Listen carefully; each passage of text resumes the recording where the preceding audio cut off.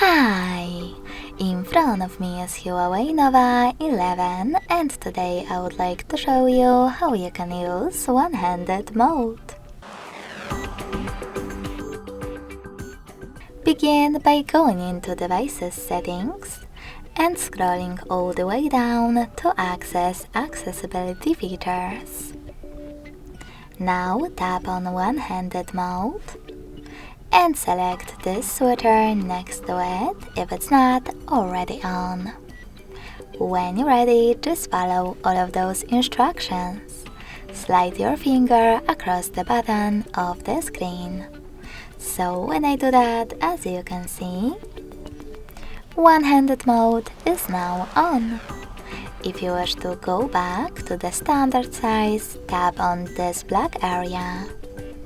In order to change placement of your screen, just swipe in the opposite direction. Go back the same way. Lastly, to disable one-handed mode, select the same no blue switcher next to it. Thanks so much for watching. If you enjoyed this video, don't forget to leave a like, comment and subscribe. Bye!